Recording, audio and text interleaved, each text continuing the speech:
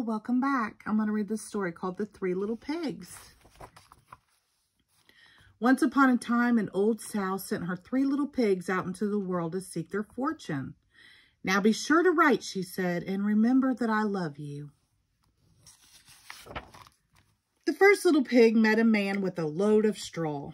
I know, said the little pig. I'll buy your straw and build a house. That's not a good idea, said the man. Mind your own business, thank you, said the little pig. And he bought the straw and set about building a house. It took him no time at all. Very soon, a lean and hungry wolf happened by. Pig was just about his favorite food in the world. So he knocked on the door and said, little pig, let me come in. To which the little pig replied, no, no, no, not by the hair of my chinny chin chin. This annoyed the wolf to no end, and he said, then I'll huff, and I'll puff, and I'll blow your house in. Go right ahead, said the little pig. So the wolf huffed, and he puffed, and he blew the house in, and he gobbled up the little pig. The second little pig met a man with a load of sticks. I've got it, said the little pig. I'll buy those sticks and build a house. I'd think twice about that, said the man. Oh, pooh, said the little pig. What would you know? And he bought the sticks and went to work building a house. Very pretty, he said. No sooner had the little pig settled into his pretty house than the wolf happened by. He was still hungry, and he said, little pig, let me come in. To which the little pig replied, no, no, no, not by the hair of my chinny chin chin. The wolf didn't care for that at all, and he said, I'll huff and I'll puff and I'll blow your house in. Ha, ha, ha, said the little pig. So the wolf huffed and he puffed and he blew the house in, and he gobbled up the little pig. Now the third little pig met a man with a load of bricks. These bricks will make a fine, sturdy house, said the man. Capital idea, my good fellow, said the little pig. So he bought the bricks and set about building a house. It took him quite a bit of time, but it was well worth it. Nice and solid, said the little pig. Nice and solid. But no sooner had the little pig moved in than he noticed the wolf loitering about. And the wolf, who was still hungry, said, little pig, let me come in.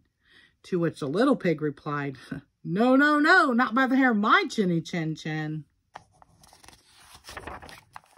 Well, the wolf had heard that before, and he said, then I'll huff and I'll puff and I'll blow your house in.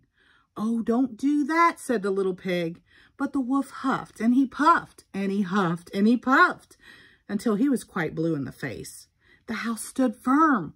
I'll try another approach, muttered the wolf. And he put on his most dazzling smile. Little pig, I was only teasing, he said. By the way, I hear to tell that Farmer Jones has the most scrumptious turnips. Shall we go pick a few? Oh, I'm much too busy now, said the little pig. What about tomorrow morning? Excellent, said the wolf. I'll come for you at 6.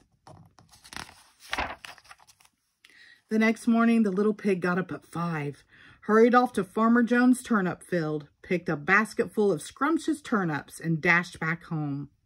When the wolf arrived at 6, the turnips were already boiling in the pot.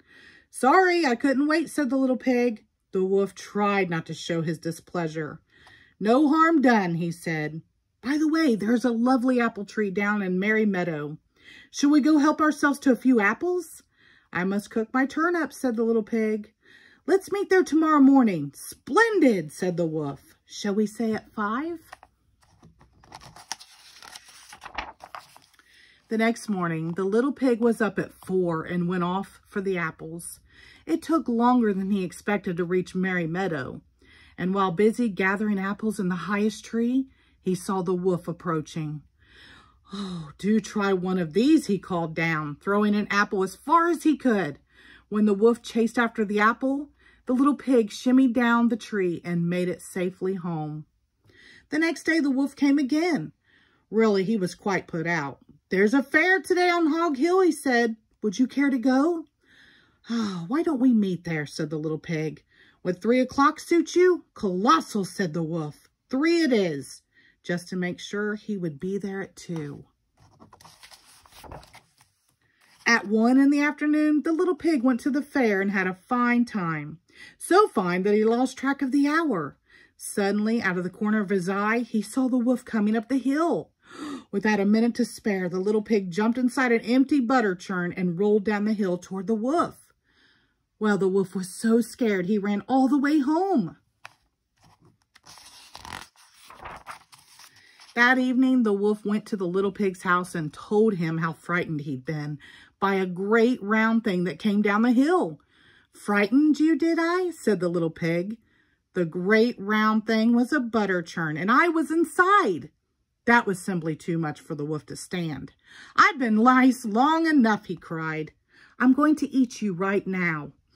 And he climbed into the roof. When the little pig saw this, he put a big iron pot in the fireplace and quickly stoked the fire. "Here I come," cried the wolf. "Dinner time." "You can say that again," said the little pig, and he cooked that mean old wolf and gobbled him up. The end. Thank you.